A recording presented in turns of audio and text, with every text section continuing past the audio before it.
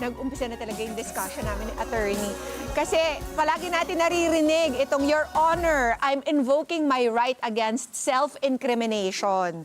Yan po ang mga naririnig natin kapag tayo po ay nakakapanood ng mga programang may eksena sa korte o kaya naman ay yung mga napapanood natin ngayong mga hearing sa Senado. Pero ang tanong, ano bang ibig sabihin ng mga salitang yan? Yan po. Yan ba ay legal gawin at pinapayagan talaga ng saligang batas? Kaya usapang self-incrimination tayo ngayon sa Legally Yours. Kasama po ang ating bisitang abogado, si Attorney Mon Conducto. Welcome to Kada Umaga, Attorney. Thanks for being here. Thank you. Maraming salamat. Welcome and good morning sa ating kada. Yes! Nakatutok rin po ba kayo sa mga Senate hearing? Oo naman, itong mga nakatutok tayo. Araw. Paliwanag po natin para mas maintindihan nating lahat. Ano po bang ibig sabihin kapag in-invoke na po ng isang tao ang kanyang right against self-incrimination? Okay. So ang right against self-incrimination ay right under our Constitution sa ating saligang batas. Ito ay karapatan na pinagtitibay ng saligang batas. At ang sinasabi nito, hindi natin pwedeng pilitin ang pag-amin ng isang testigo o akusado sa kanyang kasalanan. Okay. Ito po ba ay, sabi nyo nga po, nasa saligang batas ito, pero kailan po ba ito pwedeng gamitin? Pwede bang gamitin natin ito sa korte lamang or pwede rin katulad ng napapanood natin na kahit sa Senate hearing, we can also invoke it? Ang gandang tanong yan, Ms. Pia, no? Ang right against self-incrimination ay pwedeng i-invoke o gamitin sa kahit anong hearing, hindi lang kriminal, pwede din to sa civil o administrative, basta may hearing. At pinagtibay na din ng ating Korte Suprema sa mga ilang kaso na ito ay pwede gamitin sa mga hearing sa Kongreso o Senado. Okay. Ano po ba ang basis behind this? Why do we have this right against self-incrimination, attorney? Kalakip kasi nito ang karapatan natin sa saligang batas na constitutional presumption of innocence. Correct. Na dapat ang estado o gobyerno o pamahalaan ang magpatunay sa guilt o kasalanan ng isang akusado. Okay. Pero katulad po nung nangyayari doon sa Senate hearing, wala namang akusado doon, di ba? They're just trying to extract information that can help them in forming laws. Tama. Hindi po ba, attorney? Bakit nila ginagamit? Dahil ito ay pwedeng gamitin sa Senado o Kongreso, hindi sila inaakusahan dito, sila ay resource persons lamang, sila ay ordinary witnesses lamang. Kaya, sabi ng Korte Suprema, pag ini-invoke ang right against self-incrimination sa mga klase ng hearing na ito, pwede lang siya invoke pag sa tingin nung tao ay ang tanong ay incriminating o magpapahamak sa kanya dahil ito ay magpapaamin sa kanya sa isang crime o magiging kanyang pagiging guilty niya. Pero ibig sabihin nito, hindi siya pwedeng mag-refuse totally sa pagsagot ng kahit anong tanong. So, are we supposed to assume that people who invoke this right have something to hide? Hindi naman automatic yon kasi ito nga ay karapatan na pinoprotektahan ng saligang batas. Ito ay pribilehiyo, ito ay karapatan. So, case-to-case basis pa rin. Kung nasa judge naman, nasa hukom o nasa kung sino ang nagpe-preside, kung tama ang pag-invoke ng right against self-incrimination. Kasi nakikita mo yung frustration talaga ng mga senador kapag ini-invoke ito. Kasi parang, where will they, anong magkahihinatnan ng hearing na ito kung everyone is going to say that?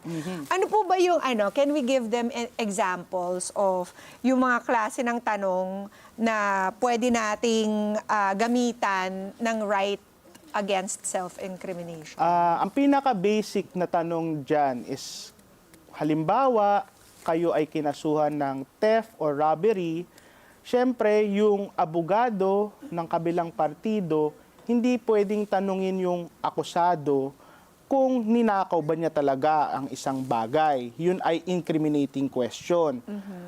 Halimbawa naman sa isang ordinary witness, hindi siya yung akusado.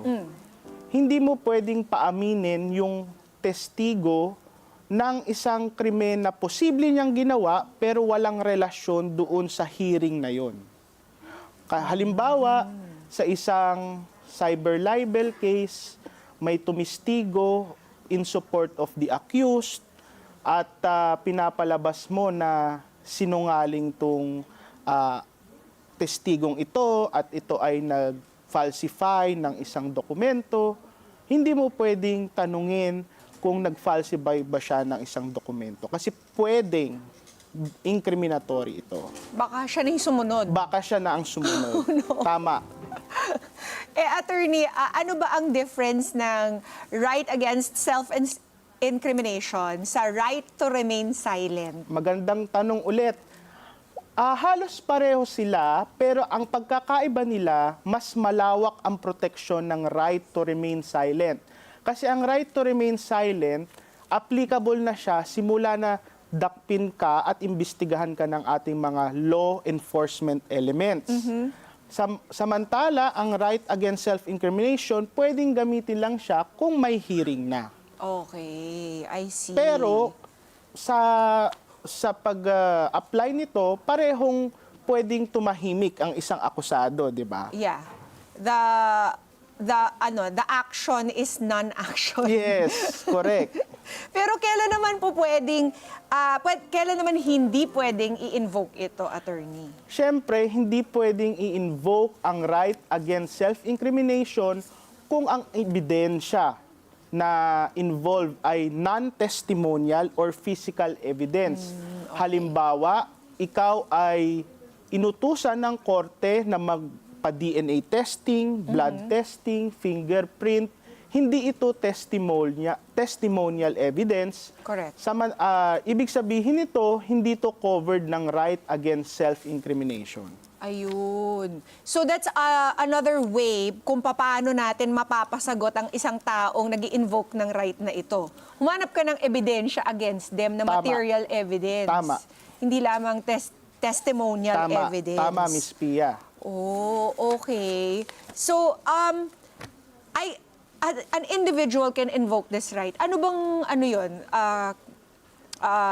provision in our Constitution? Walang express provision pero nai-interpret na ang right against self-incrimination ng maraming beses na ito lang ang pwede gamitin ng isang individual. Hindi ito pwede gamitin ng isang korporasyon kasi ang korporasyon naman hindi naman siya yung tumitistigo sa isang hearing. Yung tao mismo ang pwedeng mag-invoke ng right against self-incrimination. Personal siya, personal na karapatan. So, in the case po of the Senate hearings na napapanood natin, there is no way that the senators can ask or force a resource person na inimbita nila to answer kapag ito ay ginamit na nila. Meron naman kasi pag mali ang paggamit o pag-cite or invoke ng right against self-incrimination, kapangyarihan naman ng Senado o ng Kongreso na i-cite in contempt ang isang resource person kung mali yung paggamit niya ng right against self-incrimination kung hindi naman talaga incriminate yung question. At paano nila yung mapapatunayan? Case-to-case basis talaga, no? Depende kung ano yung itinatanong. Kung ang tanong lang naman doon sa mga circumstances, anong pangalan, anong kulay, baka hindi naman ito incriminating. So dapat hindi pwedeng mag-invoke ang isang testigo ng right against I self-incrimination. see. So dapat mapatunayan lang nila na hindi naman, this is not going to incriminate themselves. Correct. Oo, diba? tama yun. Oo. At kapag na-cite naman ng contempt ang isang testigo, pwede rin po ba? Or resource person sa isang hearing, ano pong mangyayari? Katulad sa korte, ang korte may kapangyarihan din siyang mag-cite in contempt. Kadalasan, korte talaga ang nagsa-cite in contempt. Pag napatunayan, pag sa sabi ng hukom na hindi talaga tama ang pag-invoke niya ng right against self-incrimination, pwede siyang pagmultahin, pwede din siyang ipakulong. Uy.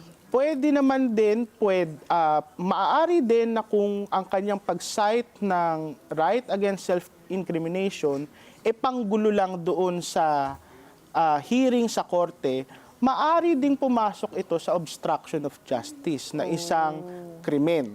Okay. Oo, kasi ni-istorbo mo na yung hearing na dapat tuloy-tuloy at umuusad ang isang hearing. Okay. Gusto ko lang po maintindihan, attorney. So, ito pong mga hearing, if you say something that incriminates you, they can use this kasi in aid of legislation nga lang, nobody is being tried, di ba? Oo. Dito sa mga Senate hearings na ito. Oo. Pero, kapag meron kang nasabi that might incriminate yourself, they can use this in an actual court Oo, pwede, against you. pwede. Okay. So, kaya sila very, very careful din sa mga sasabihin nila. Okay. Anything else you would like us to know about this, attorney? Para naman sa aming panonood, mas maintindihan namin yung mga nangyayari. Well, ang right against self-incrimination, dahil ito ay nasa saligang batas, hindi ito basta-basta pwedeng ibaliwala dahil ito ay karapatan na ibinigay sa atin ng saligang batas. May mga instances na mali ang pagkakagamit niya, may mga instances na tama ang pagkagamit niya, pero depende na talaga to sa judge, sa hukom, sa presiding officer, kung tama ba ang pag-cite or pag-invoke ng right against self-incrimination. Very, very good. Maraming salamat, attorney.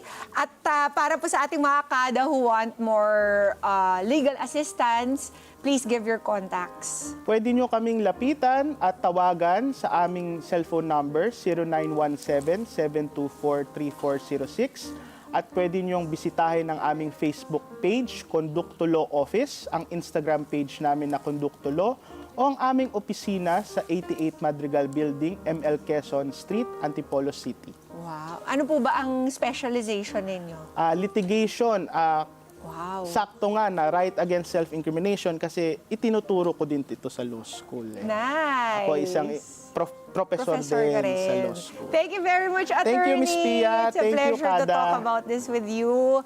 At mga kada, ang pag-i-invoke po ng right against self-incrimination ay proteksyon natin laban sa mga tanong na posibleng magamit laban sa atin sa korte kapag sinagot natin ito. Pero kung sa iyong sarili ay wala ka namang kasalanan at alam mong ikaw ay inosente, huwag pong matakot na sumagot sa mga kahit anong itatanong sa'yo dahil sa huli, the truth will always set you free.